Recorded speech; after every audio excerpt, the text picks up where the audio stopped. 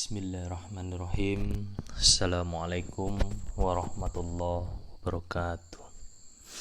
Al-Hikam karya Ibnu Athaillah Al-Iskandari. Uzlah. Jadi tiada yang lebih berguna bagi hati selain uzlah. Dengan uzlah hati akan memasuki lapangan tafakur.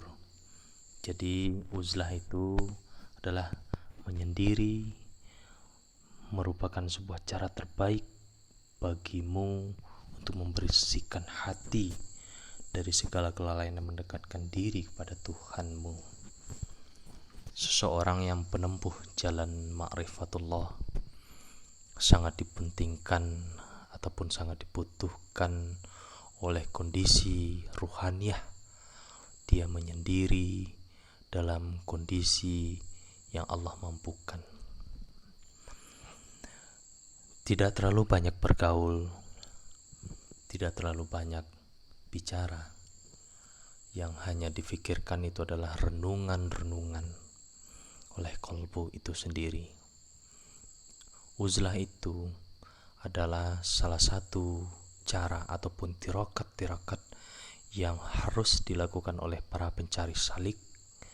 Dengan uzlah mereka akan bisa merenung dan memikirkan antara dia dengan Tuhannya. Jadi syarat uzlah itu harus mengkosongkan segala bentuk aktivitas-aktivitas duniawi, ataupun mengkosongkan hati, ataupun mengkosongkan kolbu kita. Sebab ketika kolbu itu masih diisi dengan hal-hal yang bersifat keduniawian atau dengan hal-hal ilah selain daripada Allah, tidak akan pernah cahaya itu memancar keluar sehingga menjadi sebuah kesejukan ataupun ketenangan untuk jiwa-jiwa yang mencari ataupun berjalan di jalannya Allah. Nah, uzlah, sejauh mana kita bisa bertafakur, merenung apa yang telah Allah berikan kepada kita, ataupun kita dengan uzlah bisa untuk menyaksikan limpahan-limpahan anugerah Allah kepada kita dengan menyendiri dan merenung, untuk melatih diri untuk berkhalwat, salah satu dari tempat rukun thariqah. 3 rukun lainnya adalah bersikap diam, lapar, dan bangun di tengah malam. Itulah para penempuh jalan sufistik. Mereka itu sangat melakukan hal-hal yang di luar dari zona nyaman atau safe of the block, atau keluar dari zon-zon yang mereka senangi. Itu memang perlu mujahadah, memang perlu perjuangan, memang perlu sebuah mujahadah yang tinggi bagi mereka yang menempuh di jalan Allah, mencari ridho serta cintanya Allah. Adapun bagi seorang itu berada di bawah bimbingan guru, tentu harus banyak bergaul dengan gurunya.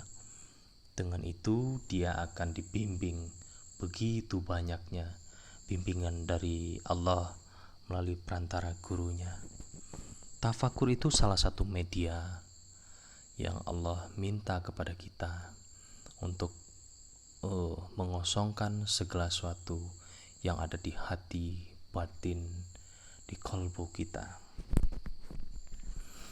Seseorang yang hanya berjalan di jalannya Allah dengan zona nyaman itu akan sedikit sulit untuk menggapai ataupun bisa menyaksikan anugerah-anugerah Allah yang melimpah ruah kepadanya.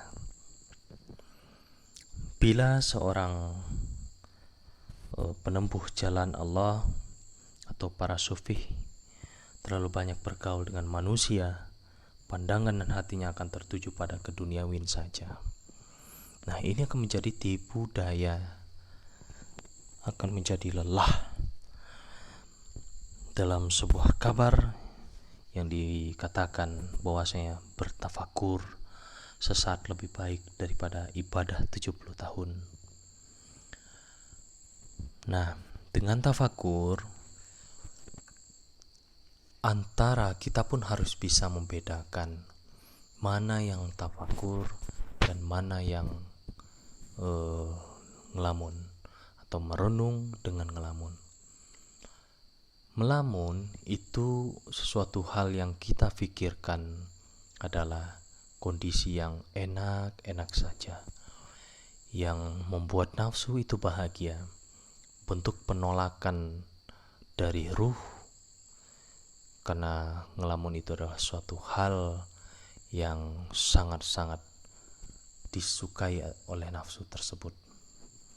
Renungan yang ada di sana, kita bisa menyaksikan limpahan-limpahan anugerah Allah kepada seorang hamba untuknya. Allah mengenalkan dirinya dengan berbagai macam hiasan-hiasan yang Allah berikan kepadanya. Awaludin ma'rifatullah, awal seseorang itu hukumnya wajib mengenal Allah. Man arfa nafsahu faqad arfa rabbahu. Barang siapa yang kenal akan dirinya, niscaya ia kenal akan Tuhannya. Jadi awaludin ma'rifatullah, awal seseorang itu wajib mengenal Allah. Jadi awal seseorang itu sesungguhnya sudah mengenal Allah. Ketika di dalam rahim terjadi dialog, perbincangan dengan antara hamba dengan Tuhannya, ketika keluar dari alam rahim tersebut, itulah yang dituntut oleh Allah kepada kita, agar dari titik awal sampai kepada akhir kita dalam kondisi di mana diri ini tidak terlepas sebagai bentuk pengenalan seorang hamba kepada Tuhannya. Jadi ma'rifat itu limpahan anugerah Allah kepada kita. Dia memperkenalkan dirinya kepada hambanya yang dia pilih, yang dia cintai. Bentuk sebuah cinta dan kasih sayang Allah, maka dari itu dia mengenalkan dirinya kepada seorang hamba tersebut. Pengenalan kepada Allah itu dibagi menjadi 4. Yang pertama, mengenali secara asma'nya, yang bisa kita jumpai, yang bisa kita lihat dengan Asmaul Husna, 99 nama-nama yang terindah dari Allah. Kenali. Yang kedua, mengenali Allah itu dari sifatnya. Apa sifatnya Allah? Rahman dan Rahimnya. Itu yang harus kita aplikatifkan di dalam diri. Ketika menjadi seorang hamba, memperpanjangan tangannya Allah, menjadi rahmatan lil alamin, menjadi ataupun mengasihi alam semesta. Yang ketiga itu melalui af'al ataupun perbuatannya. Apa perbuatannya Allah?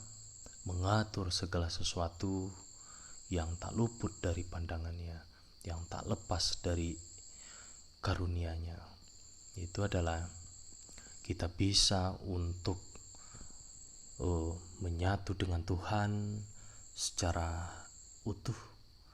Kalau kata-kata orang bijak mengatakan, jauh tak berantara, dekat tak berasa, tidak bisa dipisahkan dan tidak bisa pula untuk disatukan. Seperti itulah antara hamba dengan Tuhannya. Ra'aitu Rabbi bi'aini qalbi wala syaka wa fi fana'i fana-fana'i wala syaka wa fi fana'i wajatu anta. Aku mengenal Allah dengan Tuhanku sendiri, dalam kefanaanku lah aku menemuinya. Kata-kata fana itu didapatkan ketika seseorang itu mengalami atau menjalani proses uzlah, menyendiri. Ketika engkau sendiri, pastilah Tuhan akan merangkulmu, Allah akan menjagamu, Allah akan menemanimu. Baru pengenalan secara zat melalui perantara guru. Walam tajidalahu waliyam mursidah. dalam konteks